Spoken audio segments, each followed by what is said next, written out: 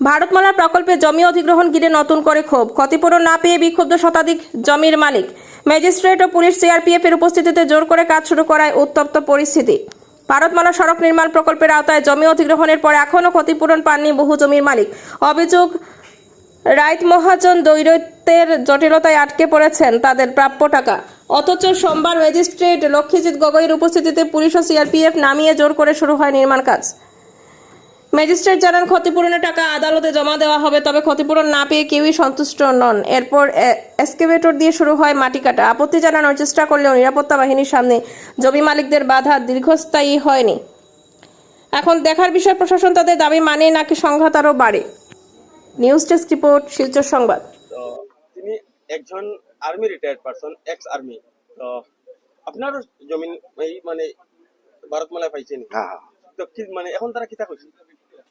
দেখুন এই যে এডি সাহেব এসেছে, পাতাবাড়ি এসেছে, আর যে কয়েকজন লোক এসেছে, আমরা যে স্যারের কাছে রিকোয়েস্ট করলাম, এই যে আমাদের জমি এইটার এখন মানে লেনদেন হয়নি। লেনদেন তো হবেই, কিন্তু এইটার মধ্যে ভিতরে কি রুকাওয়াট আছে এটা তো বুঝতে পারলাম না।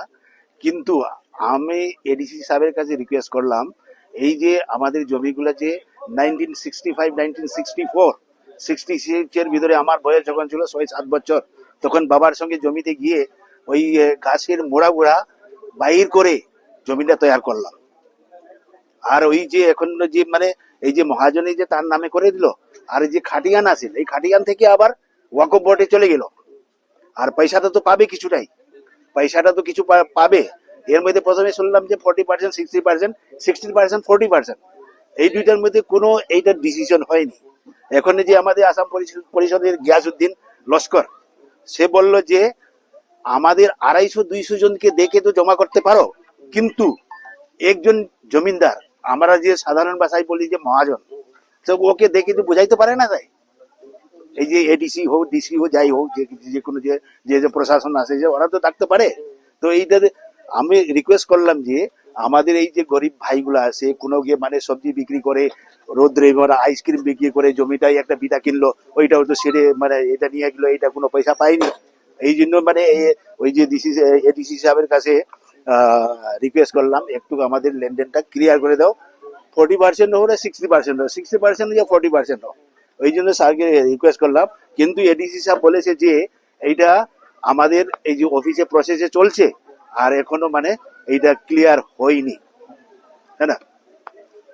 জিনিস নিয়ে আমরা এখানে সব জড়িত হয়েছি। সব হইলেন যে আমরা এই জমিনের মালিক গুলো, আমরা বারা কোনো মানুষ নাই, প্রায় সব জমিনের মালিক গুলো আজকে প্রায় বহুত বছর থেকে আমরা এই জমিনের খেত কৃষি করিয়া খাই। আর যে খেত কৃষি করিয়া খাওয়ার জমিন এটা আমরা এখানে জিরাত নাই, মাঝে কইছেন জিরাতও বিশেষণ নাই, জিরাতর পয়সা রায়তে পাইলেই তো, আর জমিনের পয়সা আমরা তারা দিতাম না। আমরা ওটা একটা খবর পাইছি, খবরের প্রকাশ সেটা, কিন্তু আমরা অথরিটি কিচ্ছু পাইছি না। আজকে তারা আমরা প্রশাসনের মানুষ আইসেন, এডিসি স্যার আইসেন, এরপর আরেকজন এক্স এডিসি স্যার আমার বিশ্বনাথ, এরপরে আমার পাটোয়ারি মুস্তাক আহমেদ, আরেকজন বিদ্যুৎ, তারা আইসেন। আইয়া আমরা ওরকম কথা দিয়া চাইছেন যে আমরা এটা দেখবো, দেখি আমরা যেটা জেলা হয় আইন মতে ওলা আমরা করিয়া তোমার তান্ডে পয়সার কিন্তু কোনো মাত নাই যে পয়সা তোমার তান্ডে পাওয়াই দিব। তোমার তার নামে ত্রিজিত নাম আইছে, যে ত্রিজিত আমরা নাম আইছে, এই ত্রিজিতটা ওয়াকবর কোন জাত আশ্বাস আসে না। যে সময় ডেট ত্রিজিত নাম আইছে, আমরা এটা পত্রিকার ত্রিজিত আইছে, যে পত্রিকার আমরা কাছে বর্তমানে আছে, যদি পাবলিকে চাই আমরা দেখাইতে পারবো, যে মানুষ চাই আমরা এই পত্রিকাতে আমরা নাম, এরপরে আমরা কাগজ যে নম্বর, দাগ নম্বর, ফাটা নম্বর সবকিছু আছে ত্রিজির মধ্যে। অথচ আমরা নামও আছে, কত হেক্টর জায়গা পাইছে এটা অ্যামাউন্টও আছে। এরপরেও স্যার তারা আমরা এটা কোনো সিদ্ধান্ত না নিয়ে হয় তারা আমরা জায়গা ছাড়ি দিতাম, তারা NHI DCL তারা কাজ করিলেই তো স্যার কোন জায়গায় কাজ করিলে আমরা কোনো পাওয়ার কোনো লাইন নাই। যে জায়গা কাজ হয়েছে এই জায়গা তারা আজকেও তারা প্রশাসন লইয়া আইছে, আমরা সুর ডাকাইতে আমরা প্রশাসন তো রাই না, এটা প্রশাসন তো আইনের মানুষ, আমরা তো বেআইনে কোনো কাজ করি না।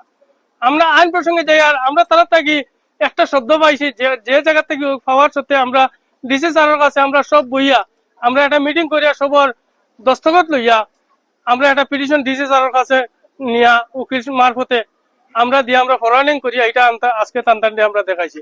এরপরে তাইদের হইতে কইছেন না, ডিসি স্যারেও কিন্তু ফরওয়ার্ডিং করিয়ে দিয়েছেন, ঠিক আছে যেটা আপনারা করছেন এটা আপনারা টেকা সিদ্ধান্ত হওয়ার পরে আমি কাজ লাগাই, এটার মধ্যে লেখা আছে। এরপরে আমরা স্যার তারা কইছিলা যে আমরা জায়গাটা ছাড়ি দিতাম, NHI DCL তারা কাজ করিলেই তো। স্যার কাজ করলে কোন চাই আমরা নানার আমলি জমিন, মা তো মারা গেছেন, নানাও মারা গেছেন, এলকো আমরা বাইয়ান বই নাই আমরা নামে হইছে। এই জমিনেরও পয়সা নাই, অত পুরান জমিন, ওটা জমিনেরও কোনো পয়সা না দিয়ে তারা কাজ করি লইতো। কাজ তো করতো 100 বার আমরা মানে, কাজ করা হইলে আমরা দেশের উন্নত, রাস্তা বানা আমরা দেশের উন্নত, এটা আমরা 100 বার মানে। তবে আমরা তো একটা সিদ্ধান্ত পাইতাম, সিদ্ধান্ত না পাওয়ার পরে তো আগ পর্যন্ত তো আমরা কিচ্ছু দিতে পারতাম না, দিবার কোনো শক্তিও নাই আমরা। আর এটা দিলে আমরা যে আরেকবার আর জায়গায় যে লইতাম, লইবার অকাত নাই, আমরা গরিব মানুষ, খেত কিছু করিয়া খাই। আর আমি বর্তমানে খেত করি আর ভারতমালার জায়গাটা ছাড়িয়ে আমি খেত করি আর, কিন্তু এখন তো যে প্রসেস পাইলে আমি প্রসেস ভারতমালার জায়গা খেত করলিম। মানে তারা কোনো ক্লিয়ার আশ্বাস দিতে কোনো ক্লিয়ার আশ্বাস নাই, যেটা আইনে হইব তারা আইনের প্রক্রিয়া যাইব, আইনের প্রক্রিয়া যে আমরা পয়সা ভাইমো করে ভরসা নাই, তারা অফিস থেকে খবর নাই। আমরা এটা কাগজ যেগুলা দিছি সান্ত্বনা দিছি, আমি শুধু নাম কইতাম না খেয়ে কইছি, কিন্তু সান্ত্বনা দিছেন। এরপরে আমার ডকুমেন্ট নিছেন, আমার বাইন নিছেন, আমার বোনিন তোর এনওসি, মানে গোষ্ঠীর যতগুলো আছে সারা এনওসি দিতে দিতে স্যার শিলচর যাইতে যাইতে কতটুকু কষ্ট। আর এখন যে রাস্তার যে হালত, সমুদ্র ঘাট আমরা শিলচর টু আইজল রাস্তা বাগা পর্যন্ত অবধি লালাপুর,